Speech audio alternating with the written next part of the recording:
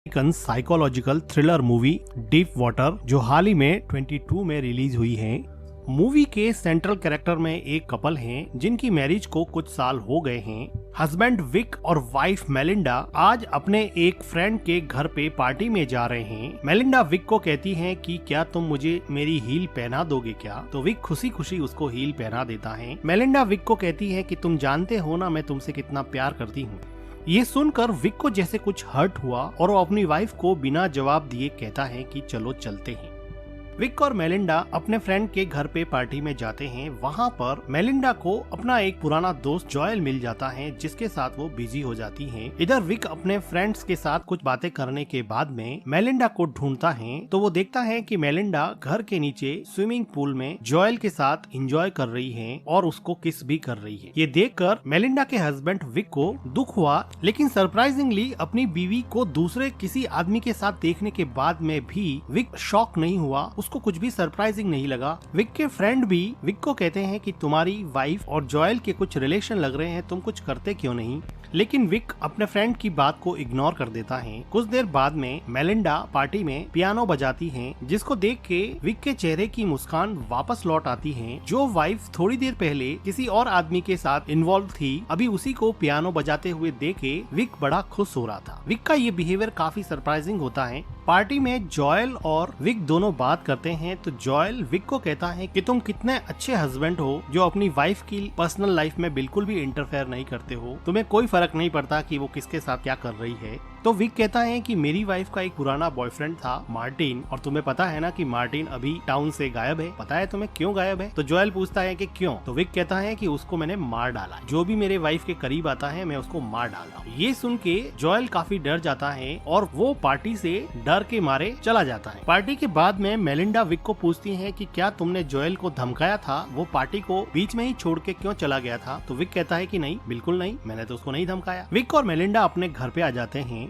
इन दोनों की एक बेटी है ट्रिक्सी, और ट्रिक्सी को संभालने के लिए एक बेबी सीटर आती है। आज बेबी सीटर के सामने ही मेलिंडा ने अपना टॉप उतार दिया है। तो विक बेबी सीटर को समझाता है कि मेरी वाइफ एक अलग कल्चर से बिलोंग करती है, वो ब्राजीलियन है और वो काफी ओपन माइंडेड है, इसलिए तुम इस चीज को माइंड मत करना। तो मेलिंडा कहती है कि अमेरिका कितना सफोकेटिंग है, यहाँ पे लोग कितने रिजर्व रहते हैं। इसके बाद में विक मेलिंडा को बॉडी मसाज देता है और उसको पूछता है कि तुम्हें ऐसे लड़के ही क्यों पसंद आते हैं जिनके पास इंटेलिजेंस या ब्रेन नहीं होता है। तो वो अपने हस्बैंड को काउंटर करते हुए पूछती हैं कि do you like me for my brain और समथिंग एल्स। वो कहती हैं कि मैं ब्रेन के लिए लड़कों को नहीं चॉइस करती हूँ, मैं प्लीजर के लिए करती हूँ। बॉडी मसाज के बाद में मेलिंडा विक को दूसरे रूम में जाने के लिए कहती है। तब हमें पता चलता है कि हस्बैंड वाइफ दोनों अलग अलग रूम में सोते हैं। ब्राजीलियन वाइफ और अमेरिकन हस्बैंड की लाइफ बाहर से बिल्कुल परफेक्ट दिखती है, लेकिन अंदर से इनकी लाइफ पूरी तरह से बिखरी हुई है। वाइफ अपने बॉयफ्रेंड्स के साथ एंजॉय करती है और हस्बैंड वाइफ को बहुत प्यार करता है, वो उसको छोड़ना नहीं चाहता, तो वो उसके लवर्स को धमकाता है और उन्हें उनसे दूर करने की कोशिश करता है। विक अपना ज्यादातर टाइम अपनी बेटी ट्रिक्सी के साथ बिताता है और बाकी का बचा हुआ टाइम अपनी हॉबी हेलिसी कल्चर यानी कि स्नेल्स को रेज करने में बिताता है। विक ने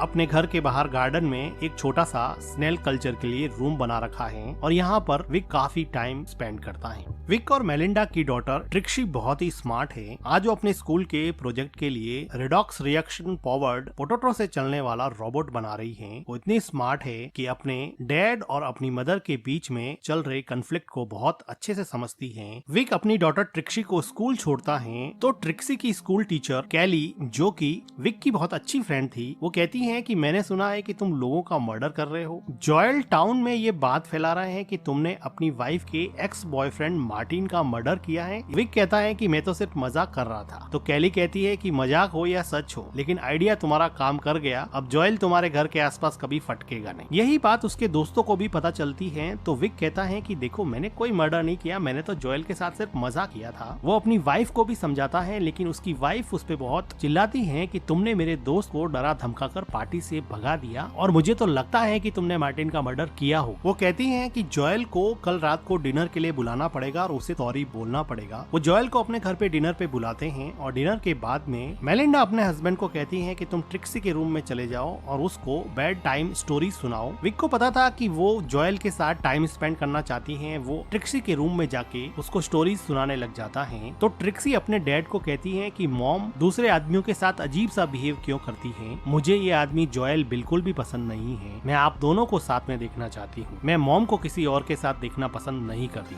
विक कहता है कि मैं जानता हूँ, कोई बात नहीं, तुम सो जाओ। उसके बाद में विक अपने ही घर में अपनी वाइफ के साथ जोएल को मस्ती करता हुआ देखता है। तो वो किचन में जाके कुछ प्लेट्स पटक देता है। आवाज सुन के ये दोनों बाहर आते हैं। बाहर आने पर विक जोएल को कहता है कि मैं तुमसे कोई सॉरी वॉरी बोलने वाला हूँ नहीं, तुम्हें एक बात बता दूं कि मार्टिन का मर्डर मैंने ही हैमर मार मार के किया था। जोएल और ज्यादा डर जाता है और वहाँ से चला जाता है। नेक्स्ट डे विक, मेलिंडा और ट्रिक्सी अपने फ्रेंड की एक पार्टी में जाते हैं, जहाँ पर उनको एक राइटर डॉन मिलता है।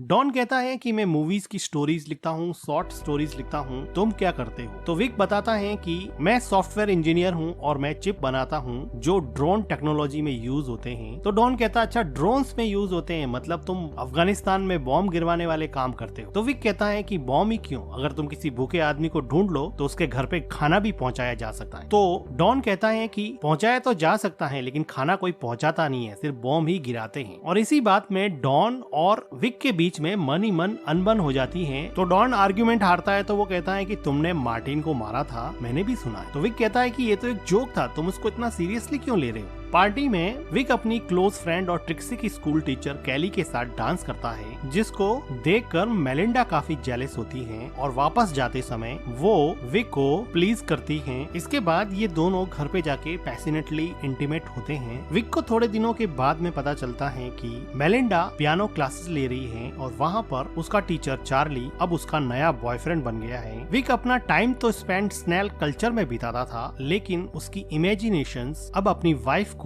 चार्ली के साथ रोमांटिकली इन्वॉल्व होते हुए देखती हैं। आज मेलिंडा घर पे भी नहीं है, जिसकी वजह से इमेजिन करते करते विक पूरी रात सो भी नहीं पाया है। अगले दिन सुबह जब मेलिंडा घर पे आती है तो विक उसको पूछता है कि कहाँ गई थी। तो मेलिंडा बिल्कुल क्लियरली बता देती है कि वो चार्ली के साथ है और वो उसके साथ क्वालिटी टाइम स्पेंड कर रही है। विक को तो ये पहले से ही पता था। मेलिंडा इतनी ब्लंट है कि वो अपने हस्बैंड को चार्ली के बारे में ऐसी ऐसी बातें बताती है जिसको उसका हस्बैंड सुन भी नहीं सकता। वो कहती है कि क्या मैं बताऊं कि उसने मुझे कैसे खुश किया, उसने मेरे शरीर पे कहाँ कहाँ मार्क्स छोड़े, क्या जानना चाहते हो तुम? तो विक कहता है कि हमारी एक डॉटर है, हमारी एक फैमिली है, तुम कुछ तो सोचो। तो मेलिंडा क्लियरली कहती है कि तुम्हारी चॉइस थी, फैमिली बनाना, बच्चे पैदा करना, वो तुम्हारी चॉइस। इससे क्लियरली ये लगता है कि मेलिंडा विक के साथ एक ओपन रिलेशन में रहना चाहती थी, लेकिन फैमिली बनाने का और बच्चे पैदा करने का प्लान विक ने बनाया था। इसलिए अब मेलिंडा उसके साथ एडजस्ट नहीं कर पा रही है, लेकिन विक चाहता है कि वो सब एक फैमिली की तरह एक ही छत के नीचे रहे। लेकिन मेलिंडा की इन हरकतों ने इस प्लान को चौपट कर दिया और अब ये फैमिली डीप वाटर्स में है, इनकी मैरिज डीप वाटर्स में है, इनकी इमोशंस डीप वाटर्स में है, मेलिंडा का बिहेवियर डीप वाटर्स में है और विक का फ्रस्ट्रेशन डीप वाटर्स में। विक ने मन ही मन सोच लिया था कि अब ये सब नहीं चलेगा। आज विक के किसी और फ्रेंड के घर पे पार्टी है और सब लोग यहाँ पे खूब एंजॉय कर रहे हैं। मेलिंडा का पियानो टीचर और उसका बॉयफ्रेंड चार्ली भी आया है, जिसको देख के मेलिंडा बहुत खुश होती है, लेकिन विक काफी अपसेट हो जाता है। पार्टी में मेलिंडा के रिक्वेस्ट करने पे चार्ली वहाँ पे पियानो बजाता है, जिसको मेलिंडा काफी एंजॉय करती है। अब रात हो चुकी है और विक मेलिंडा को ढूंढ रहा है। विक मेलिंडा को सर्च करने के लिए ऊपर जाता है तो वो देखता है कि मेलिंडा और चार्ली काफी एंजॉय कर रहे हैं और अब वो दोनों कमरे से बाहर निकलकर स्विमिंग पूल में आ गए हैं और वहाँ पर भी काफी मस्ती कर रहे हैं, जिसको देख के विक का पारा चढ़ रहा होता है। अपनी आंखों के सामने अपनी वाइफ को चार्ली के साथ मस्ती करते हुए देख के अब विक ने अपने दिमाग में एक ऐसा प्लान बनाया है जिसका अंजाम चार्ली के लिए बहुत खराब होने वाला है। थोड़ी देर बाद में यहाँ पे बारिश होने लगती है, जिसकी वजह से एक एक करके सब लोग घर के अंदर चले जाते हैं। घर के अंदर सब लोग जब कुकीज एंजॉय कर रहे थे, तब मौका देख के विक चार्ली को स्विमिंग पूल के अंदर डुबोकर मार डालता है और फिर चुपचाप अंदर आ जाता है और खुद भी कुकीज खाने में बिजी हो जाता है। इधर मेलिंडा चार्ली को ढूंढ रही होती है। वो बाहर देखती है तो वो देखती है कि चार्ली स्विमिंग पूल में मरा हुआ तैर रहा है। वो चिल्लाती है, सब लोग मिलके उसको बाहर निकालते हैं। उसको रिवाइव करने की कोशिश करते हैं लेकिन वो रिवाइव नहीं हो पाता। डॉक्टर्स और पुलिस की टीम आती है। डॉक्टर उसको डेड घोषित कर देते हैं। पुलिस यहाँ पे सबसे इन्वेस्टिगेशन करती है लेकिन कुछ खास पुलिस को मिलता नहीं है। पुलिस फिलहाल इसको एक्सीडेंटल ड्राउनिंग का केस ही मान रही है, लेकिन डॉन जिसने स्विमिंग पूल में चार्ली और विक को अकेले देखा था वो अब विक पे डाउट करने लगा है। डॉन ने अब एक प्राइवेट इन्वेस्टिगेटर हायर किया है जो विक पे नजर रखता है। विक इस आदमी को एक दिन अपनी वाइफ के साथ पकड़ लेता है। ये आदमी पहले तो अपने आप को साइकोथेरेपिस्ट बताता है लेकिन विक को पता चल चुका था कि ये इन्वेस्टिगेटर हैं और उसने अपनी वाइफ के बैंक स्टेटमेंट से पता लगाया कि उसकी वाइफ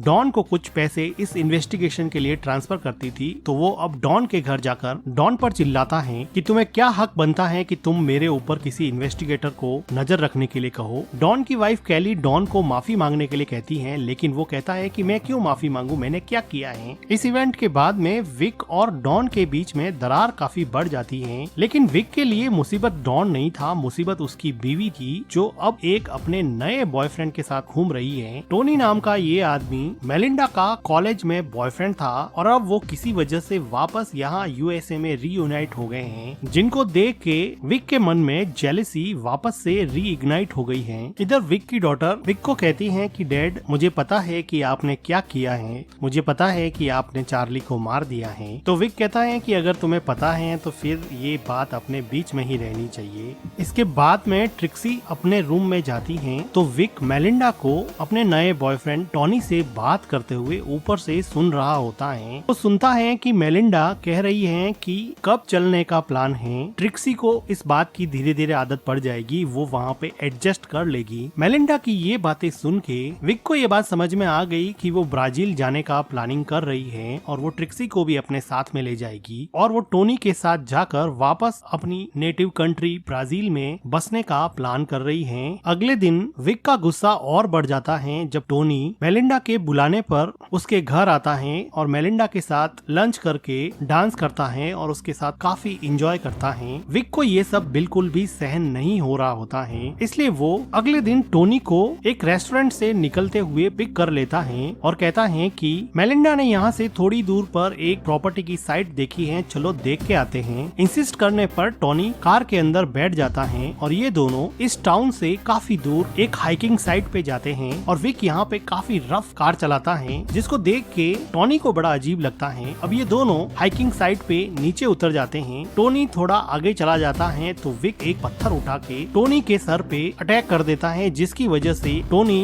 लुढ़कता लुढ़कता हाइकिंग साइट के बिल्कुल नीचे एक रिवर के पास जाके मर जाता है। विक नीचे आता है और टोनी की जेब से उसका वॉलेट निकाल देता है। विक टोनी की डेड बॉडी को एक बड़ा सा पत्थर अपने बेल्ट से बांधकर नदी के अंदर डुबो देता है। विक अपने डॉगी के साथ वापस घर पे आ जाता है और मेलिंडा को पूछता है कि आजकल टोनी नहीं दिखाई दे रहा, क्या बात है। विक अपनी डॉटर के साथ यहाँ पे अब आराम से शांति से खाना एंजॉय कर रहा है। मेलिंडा कहती है कि काफी दिन हो गए हैं हाइकिंग साइट पे पिकनिक पे नहीं गए, वहाँ पे चलते हैं।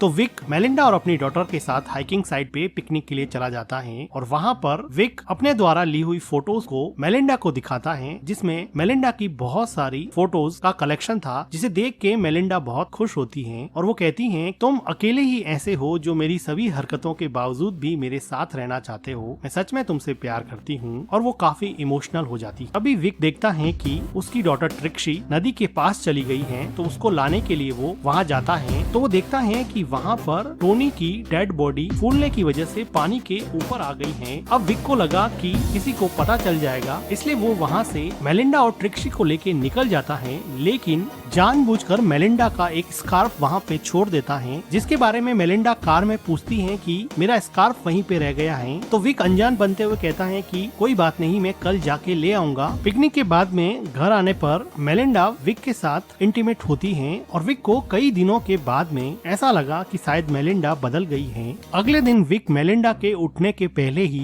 स्कार्फ लेने के बहाने से हाइकिंग साइट पे जाता है। मेलिंडा पीछे उठती है और विक को ढूंढती है और विक के स्नेल वाले रूम में पहुंचती है, जहां पर चेक करने पर वो देखती है कि टोनी का वॉलेट वहां पे रखा हुआ है, जिसको देख के वो समझ जाती है कि उसके हस्बैंड ने ही टोनी को मारा होगा। इसलिए वो डॉन को कॉल कर देती है। इधर हाइकिंग साइट पे विक टोनी की बॉडी को ठिकाने लगा रहा होता है, तो वहाँ पर अचानक से डॉन आ जाता है और कहता है कि विक क्या कर रहे हो। तो विक कहता है कि मेरी वाइफ का स्कार्फ यहाँ पे रह गया था। तो वो कहता है कि देखो स्कार्फ तो मेरे पास है, और वो विक को बॉडी को पानी के अंदर धकेलते हुए देख लेता है और वो वहाँ से डर के मारे भागने लगता है। विक भी अपनी साइकिल लेके उसके पीछे भागता है। डॉन तेजी से कार चलाता है और कहता है कि चलो मुझे एक और स्क्रिप्ट मिल गई जिस पर मैं बुक लिखूंगा। अब वो पुलिस को मैसेज करना चाहता है, लेकिन ऑटो करेक्ट की वजह से मैसेज नहीं होता है और फोन नीचे गिर जाता है। यहाँ माउंटेन्स की वजह से कार प्रॉपरली चल नहीं रही थी, लेकिन विक इस साइड से काफी परिचित था, इसलिए वो अपनी साइकिल से शॉर्टकट लेके डॉन की कार के सामने आ जाता है, जिसकी वजह से डॉन उसको बचाने की कोशिश करता है और उसका बैलेंस बिगड़ जाता है और उसकी कार का एक्सीडेंट हो जाता है और वो कार के साथ ही नदी में डूब जाता है और वहीं मर जाता है। इधर मेलिंडा रोते हुए अपना बैग पैक करती है और यहाँ से जाने की तैयारी करती है, लेकिन मेलिंडा की डॉटर ट्रिक्सी वो बैग स्विमिंग पूल में फेंक देती है और कहती है कि मैं नहीं चलूंगी, मैं तुम्हें और डैड को एक साथ देखना चाहती हूँ। जिसे सुनकर ऐसा लगा कि मेलिंडा का मन बदल गया है। थोड़ी देर बाद में विक घर पे आता है और मेलिंडा को पूछता है कि क्या हुआ। मेलिंडा कहती है कुछ भी तो नहीं। मेलिंडा को सब कुछ पता था, लेकिन वो विक को कुछ नहीं बोल रही थी। मेलिंडा ने टोनी का वॉलेट जो स्नेल रूम से मिला था उसने अब वो जला दिया है, क्योंकि उसको रियलाइज हो गया है कि उसके हस्बैंड से ज्यादा उससे कोई प्यार नहीं करता है और अब वो अपने हस्बैंड और अपनी डॉटर ट्रिक्सी के साथ एक अच्छी फैमिली की तरह जिंदगी गुजारेंगे। और इस तरह से गलत तरीके से ही सही, लेकिन विक ने अपनी मैरिज जो कि डीप वाटर्स में थी अभी आउट ऑफ डीप वाटर्स है। और इसी के साथ ये मूवी एंड हो जाती है। मूवी का एक्सप्लेनेशन अच्छा लगा हो तो वीडियो को लाइक कीजिएगा, हमारे चैनल को सब्सक्राइब कीजिए।